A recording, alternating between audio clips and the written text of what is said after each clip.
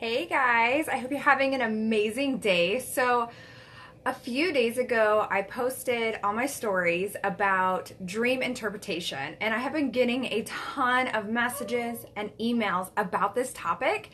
And so, I really wanted to come live to you and talk to you about this specific topic because there was so much curiosity and interest around it. And honestly, as much as I would love to interpret everybody's dreams, it does take a few minutes to do. When I say a few minutes, it takes me about a half an hour to interpret my dream. So today I want to share with you, or tonight rather, I want to share with you guys what I do when I interpret my dreams and why I do it, and basically what these dreams mean. So first things first is, hey guys, first things first is why do we dream? What do these things mean? So in my opinion, dreams are our subconscious way of delivering messages that we cannot comprehend during the day. It is our brain's way of sharing information with us to help us work through things. And it is literally surface level. I cannot tell you how many dreams that I have had that my husband's cheating on me, or okay, weird pregnancy dreams, like mamas, you feel me on this one. Like I had when I was pregnant with my oldest son, I had a dream that a lawnmower ran him over, like ran over his arm. I can't remember now, but it was something to do with a lawnmower and hurting him or whatever. And I woke up and I was like, oh my God, my child. But that's not actually what it means. Like my child is not going to get ran over by a lawnmower. My husband is not going to leave me. So, what do these dreams actually mean for us? So, when you go to sleep at night, there's a few things that you can do to invite more vivid dreams. I want you to comment below and tell me, do you have vivid dreams? And then also share with me, do you dream in black and white, or do you dream in color? And do you dream like super vividly, or do you just remember like it's like little bits and pieces? And then also interesting things about your dreams that you notice. Whatever, share all the things because I'm super interested about this. I had a friend DM me the other day and she's like, I wake up remembering songs all the time. And I'm like, girl, that is your angels, God, universe, source, whoever you believe in. It is their way of saying, hey, I need you to listen to this song. I'm going to put it in your head. Go listen to it, whether it's you just need to dance, or maybe there's a message in there that you need to specifically hear. And so go listen to it. And so she's been doing that. And she's like, sometimes I don't know what it still means, but it's so fun. And I haven't listened to that song forever. And it's not really a song I would choose. And I'm like, that's another sign to me that if it's not something you would normally choose, then it's a good sign that you need to listen to it and listen to it closely. Try to pick up what it is, the message is in there, and that may be for you, and it might not click right away, and that's okay. So share all the things with me. Also, so when I go to bed at night, I make sure that I have my journal or my dream diary. I'll share this with you in a second. Next to me on my bed, or on my nightstand next to my bed. And that way, when I wake up in the middle of the night, if I'm like conscious enough and can think about it, if I need to write down details, I can. Or first thing when I wake up in the morning, I'll start writing things down, because as you know, like as you start going on your day, you start thinking about the things you need to do. Maybe the kids need you, maybe the pets need you, maybe the spouse needs you. I know that's my life. And so if I allow everything to come at me, instead of like doing something that's meaningful to me first, then I'll just forget them. So keep something by your bed, and that way you can jot down whatever it is that you remember, and you can always go back to it and interpret it later. Okay, so setting our intentions for dreaming.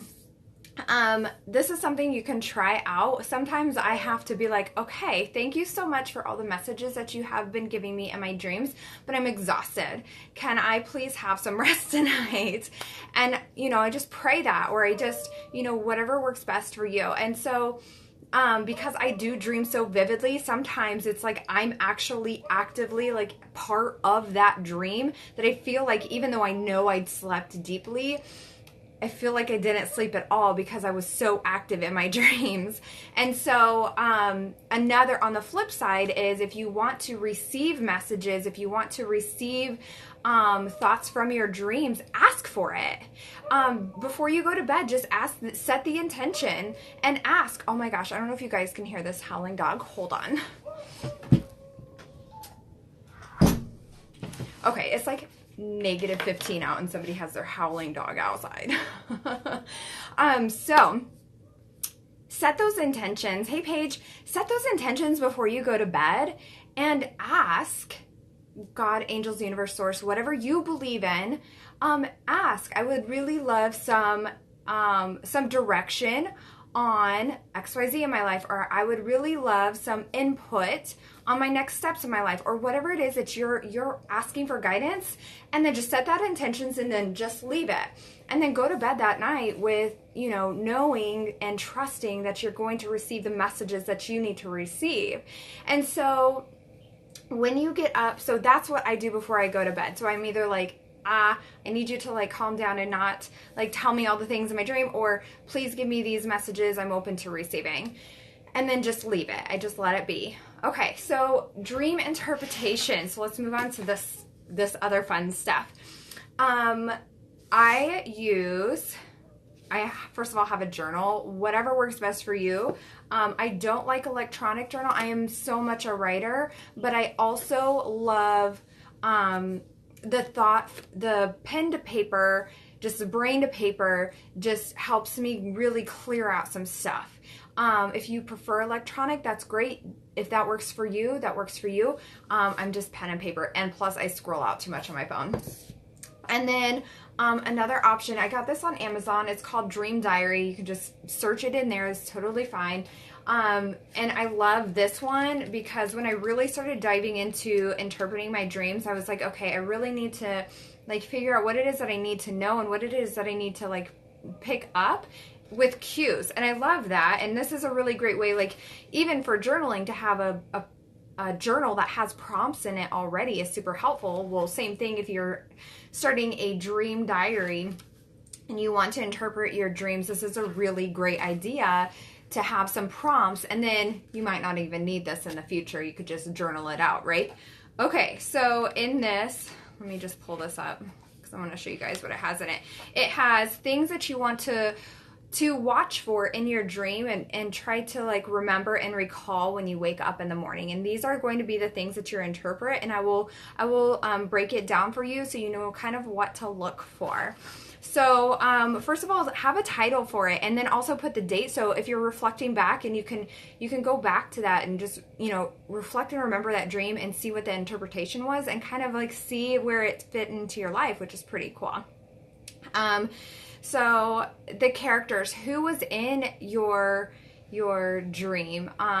Was it your spouse? Was it friends? Was it maybe somebody you don't even know? Was it a waitress? Was it, you know, whoever, whatever people that you saw, whether you knew them or not, jot those down. They are worth jotting down.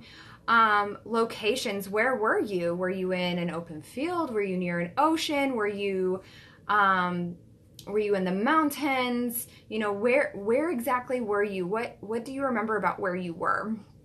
And sensations, what did you feel? Did you feel panic? Did you feel pissed? Did you feel love? Did you feel joy? Anything that you felt that you remember feeling in that dream. And then you want to describe the dream event. So describe what happened, as many details as you can remember. And I mean, there's like the more details you can remember it, but also don't stress it. Like last night, I just dreamt like all night, and all I could remember when I woke up was that I was at a campground. I was in a camper, or I had a camper. I was with my family, and then later on in my dream, I had a friend run up to me, say hi, because we hadn't seen each other in a while, and then all of a sudden she was like, I have news for you, I'm finally pregnant. And then I woke up. And so I was like, okay, well, I don't really remember anything, but I have to interpret this because I need to know what it means. So that's all I remembered. Sometimes it's literally pages on pages of stuff. So the more details you can remember, the better. And then any visual notes, or if you are someone who likes to draw, you can sketch what you remember as well. So that's really helpful.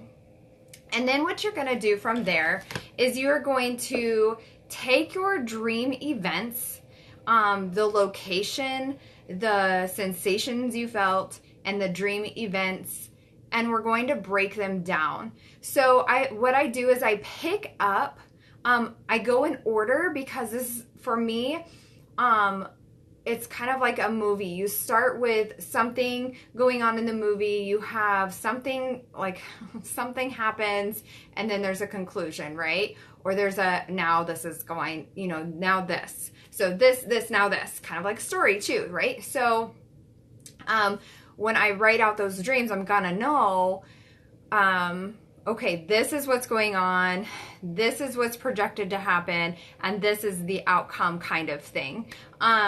So taking the most important parts from your dream. So let me give you an example. I was driving in a canyon and got stuck, and a friend came by and offered help.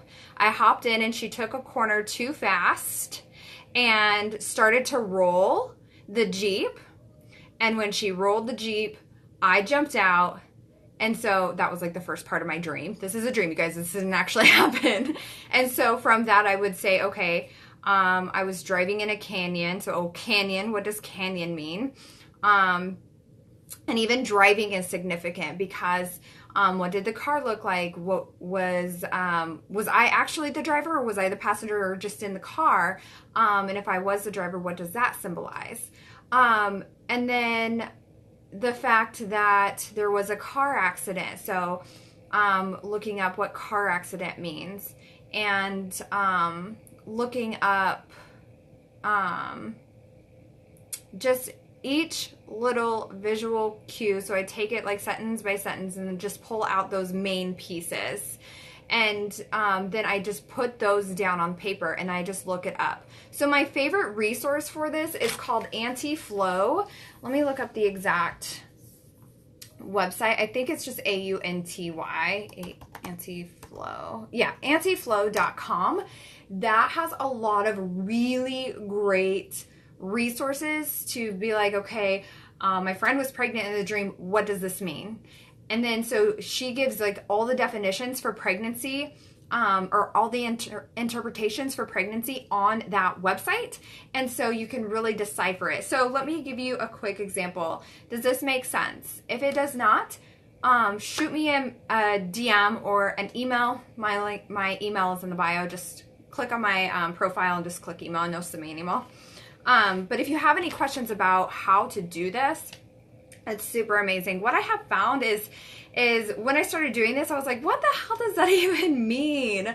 Like, I don't even know what this means. I will decipher this one with you guys, because this one would be really funny to do with you. So you guys can kind of see what it is, my process is. But like my husband was like basically crocodile wrestling, and I'm like, what does that even mean? Like, my husband's not actually going to wrestle a croc, or he's not going to be with a friend that's wrestling a croc. So what does this actually mean?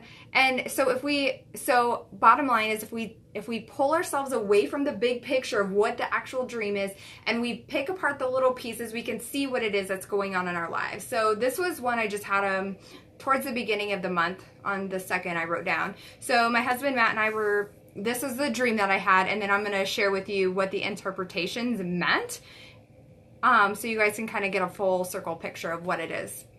So my husband, Matt, and I were living in Florida at college. He was in a frat house, and I was in a sorority. He decided that he no longer wanted to be with me, which I didn't understand, and that he was keeping my dog. Super random. I felt that I didn't know how I was going to support myself. One of the guys was trying to comfort me, and I ended up acquiring a cat that wouldn't leave my side. At one point, I was changing the kitty litter. Super fucking random, right? There was a part of a dream where my husband, Matt, and another guy were at like a lake swamp area that was near the frat house, showing that they could pick it up and then make it sleep so they could get away from it. Have you ever seen crocodile or alligator hunting or shows or whatever? Or here we have reptile gardens. We live near Rapid City, South Dakota, and they make them go to sleep and then they get away from them. So anyway, and then later I had a bunch of pictures of the guys and I was trying to decide who I was going to be with. And Matt was seeing another girl who I knew and grew up around, and I was like, she's way out of your league. And then I was tripping on how freaking big the moon was as I was standing in the kitchen, and I was like hitting my friend as she was doing the dishes. I was like, oh my God, look outside. Do you see how big the moon is? And then I woke up. Okay, that's super weird, right? So this translates into from start to finish. The house represents the soul and self. And I have the strength of friendships and outstanding events going on. I'm starting something new or better, and happiness is about to come. I'm overcoming a bad time. The dog represents intuition and loyalty, and the cat represents intuition, feminine side, independence, and self-sufficient. That is me through and through. And you guys, I don't have a cat anymore. After my kitty passed away a few years ago, I was like, I'm not getting any more cats. But that just was like through and through. The litter box, I was super curious on that because I'm like, why am I changing the kitty litter in my dream? That's really weird. Removing negativity in my life, willingness to pay the cost to feel good no matter what the problems arise. Like, how do they even know that? I don't know. The swamp represents protecting myself and being aware of people who want to hurt me. The crocodile represents new beginnings and changes in the waking life. Kitchen is prepared to notice myself and experience some changes or life experiences. The full moon is, and this is how it ends, the full moon is a completion and a wholeness of female presence, intuition, and currently content content with what I have, and I'm grateful for it. So, I mean, going through and taking each of those pieces out, I was like, okay, yeah, I am actually diving deeper into my soul, into myself. And I have recently like really surrounded myself with an amazing amount of people who are very like-minded, who are like soul sisters. And just that feminine energy and knowing that there's good things that are coming, and that was really promising to me. So seeing like, okay, I might be here and I am working on myself and I do have good support, and here's the end game, and that's like really cool, right? So let me know if you guys have any questions about this. I was feeling really called because, like I said, a lot of you guys have been asking me about this. I post this on my Instagram stories almost every day, so make sure that you're checking that out. I try to give quotes and tips and tricks and stuff like that. But the dream journal, you can just search on Amazon, or just a regular journal is totally fine too. So I hope you guys enjoyed this. I will put this, if it's short enough, I'll put it in my my IGTV. Otherwise, I'll put it on YouTube and I'll get y'all a link. So I hope you guys have an amazing rest of your night, and I will see you soon.